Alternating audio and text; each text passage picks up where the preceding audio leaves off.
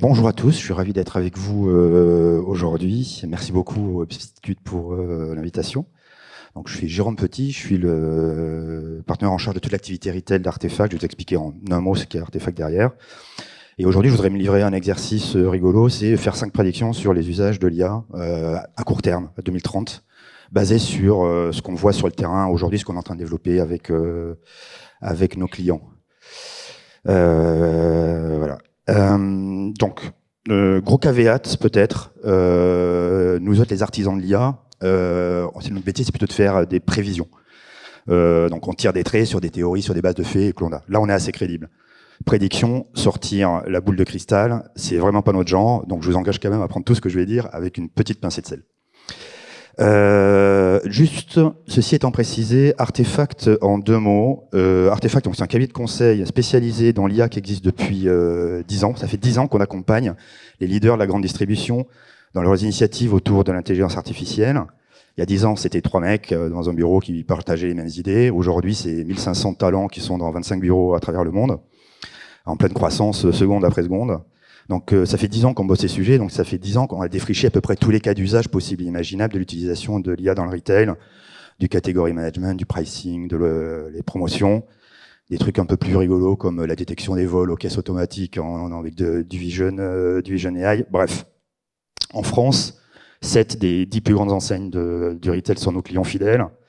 Le retail, c'est vraiment c'est 40% de notre activité. Donc, on a vraiment le retail dans le DNA. Donc, AI for retail, c'est notre DNA.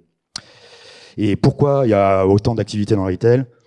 Parce que l'IA, c'est particulièrement utilisé dans le retail, parce que c'est un métier où les marges sont, comme vous le savez, hyper étroites. Donc, tout est dans l'excellence opérationnelle, le beau geste, le geste parfait. C'est très zen, très bouddhiste comme exercice. Et on y compte tout dans le retail. C'est pas pour rien que un commerçant dans l'imaginaire collectif, c'est une personne derrière un comptoir avec un crayon sur l'oreille et un carnet qui est noirci de calcul. Donc retail is detail. Chaque dixième, on va chercher des dixièmes de points de performance incrémentale. Et pour ça, toute aide est bonne à prendre. Donc, et l'IA est une grande aide pour ça. Elle permet de parfaire le geste, de faire le geste du samouraï parfait. D'au moins 5 façons. Alors la première façon, et j'utilisais le jargon des gens qui font de la recherche en IA sur l'impact de l'IA au travail. La première façon, c'est l'IA qui permet aux collaborateurs de se concentrer sur les tâches à valeur ajoutée en se débarrassant des tâches répétitives. C'est ce que les laboratoires appellent l'augmentation-délégation. Alors, comme dans Star Trek, toutes ces tâches, dans Star Trek, dans toutes les tâches le personnel de la Fédération, il y a des robots, il y a plein d'agents qui les aident à prendre en charge aider à prendre en charge. Et des tâches comme ça, des tâches répétitives dans lesquelles il y en a plein. Donc, je vais en citer quelques-unes. Il y en a une, c'est l'onboarding des nouveaux produits, en particulier quand on a une activité de marketplace. Alors, c'est un truc qu'on fait chez Leroy Merlin, chez Maison du Monde, chez Legrand. On utilise des IA pour automatiquement affecter un nouveau produit dans la bonne catégorie, du coup comprendre les attributs qu'on doit avoir pour bien décrire ce produit sur le site, dans les magasins. Et ça, on va l'extraire automatiquement de la donnée qui est fournie par le fournisseur de façon plus ou moins qualitative.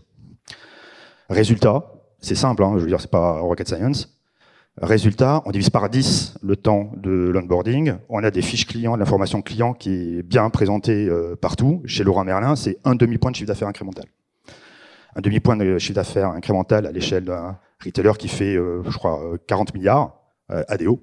Je vous laisse faire le calcul. C'est beaucoup, beaucoup d'argent qui est représenté et libéré par ce genre de cas.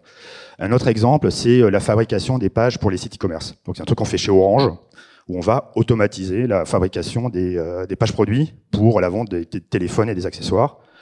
L'idée, c'est que on part là encore d'une donnée produit qui est fournie par le fournisseur, ça peut être des PDF, et avec ça, on va fabriquer une page dans le ton du site, dans le style du site, en détectant automatiquement les attributs spécifiques du produit et surtout en optimisant le SEO de la page. Donc, l'augmentation délégation, de 2030, 100% des tâches répétitives seront automatisées. Le deuxième sujet, c'est l'IA qui permet de faire des choses qui seraient impossibles à faire sans IA. Dans le jargon des laboratoires, c'est ce qu'on appelle l'augmentation remédiation. Alors, par exemple, personnaliser les assortiments magasin par magasin. Ou alors automatiser la modification des prix de centaines de produits dans des milliers de magasins. C'est des trucs qu'on fait chez Carrefour. Ça fait 1 point de chiffre d'affaires incrémental.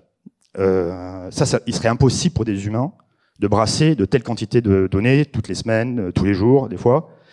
L'IA est là pour ça. Mais le Graal en la matière, c'est le marketing personnalisé à l'individu, en temps réel. Vous savez, comme dans Minority Report, quand Tom Cruise se balade dans les rues, et où qu'il aille, il y a une pub qui lui est personnalisée, qui lui est adressée. Quand il va chez Gap, bonjour monsieur Anderton, on a reçu de nouveau une nouvelle collection de cols roulés, ça vous irait hyper bien. Voilà.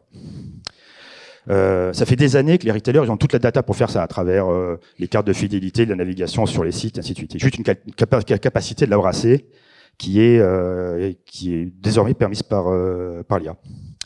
Et une pub personnalisée, vous savez, c'est 100 ou 200% d'efficacité en plus. Donc c'est vraiment très important l'impact. Alors aujourd'hui, c'est encore compliqué de le faire à la volée, parce que la latence des modèles ne le permet pas, parce que le coût des modèles le permet pas. On y arrive pour des activations en batch, comme des campagnes CRM, des campagnes de push SMS, parce qu'on a du temps pour les préparer.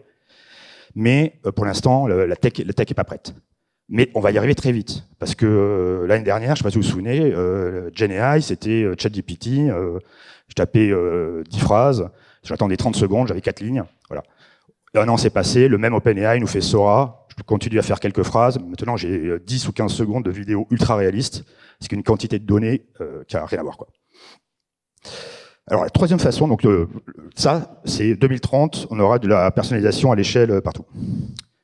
Le troisième sujet, c'est l'amplification. Donc le collaborateur qui est inspiré par l'IA. Dans le jargon des labos, c'est l'augmentation-coopération. Alors c'est l'IA avec laquelle on dialogue pour parfaire ses idées, comme avec Scarlett Johansson, Joaquin Phoenix dans Her. Des anecdotes rigolotes là-dessus. Quand on donne à des créatifs 5 idées proposées par une IA, la qualité de leur histoire, elle est 50% meilleure que ceux qui en bénéficient pas. Un autre exemple de ça, chez nous, dans le code, on a 500 développeurs chez Artefact, ils utilisent tous des peers qui sont des IA. On a gagné 37% de productivité. Donc, ils mettent en production 37% de features en plus tous les jours, parce qu'ils arrivent à dialoguer avec une IA qui les aide à mettre leurs idées au clair. Donc ça, on le fera tous dans le métier, en 2030. On aura tous des agents avec lesquels on pourra dialoguer pour améliorer l'efficacité de notre travail, de façon aussi naturelle qu'on le fait avec nos smartphones aujourd'hui. Le quatrième sujet, c'est l'IA qui réduit l'écart entre les débutants et les meilleurs performeurs, parce que ça accélère la diffusion des bonnes pratiques et la montée en compétences. C'est ce qu'on appelle l'augmentation-rationalisation. C'est un peu l'histoire de la pilule magique dans Limitless, et que Bradley Cooper prend et ça le transforme, et il devient super expert de n'importe quel sujet en quelques secondes. L'IA, ça fait vraiment ça dans plein de métiers. Ça change pas beaucoup le niveau de la mer, en toute franchise. Par contre, ça fait vachement monter le fond de l'océan, et très vite. Dans le retail, les 2 endroits où on le voit le plus, c'est les services clients. On va pouvoir avoir des collaborateurs dans les services clients qui sont beaucoup plus efficaces, beaucoup plus vite. L'autre sujet, c'est les prévisions de commande pour le réassort, où on va pouvoir aider les jeunes collaborateurs à faire leurs commandes de façon plus en ligne avec les meilleures pratiques. Et donc la prévision, c'est que en 2030, ça ne prendra pas 3 ans pour faire un collaborateur autonome, ça prendra 3 mois, parce qu'il sera assisté par des IA. Ce qui m'amène à la 5e et dernière façon, c'est l'IA qui renforce la capacité des collaborateurs à se conforter dans leurs décisions, en leur apportant un deuxième regard, qui les challenge ou qui les conforte. C'est ce qu'on appelle l'augmentation sécurisation. C'est l'histoire du film de Cronenberg, Dead Zone, avec Christopher Walken, qui a ce pouvoir de pouvoir voir l'avenir au sens, les conséquences des décisions qui sont prises aujourd'hui. S'il y a un sujet dans lequel ça s'applique vraiment, c'est la supply chain. L'IA pour challenger les prévisions des demand planners, les engagements promo des magasins, on va utiliser la performance des promos passés, le stock prévisionnel en fond de rayon, les effets de cannibalisation, ainsi de suite, ainsi de suite. Aujourd'hui, déployé dans le plus grand retailer des Balkans, ça permet d'éviter 15% de la casse et 15% des pertes pour manque à gagner liées aux ruptures. Donc en 2030, plus de pertes dans la supply chain grâce à l'IA.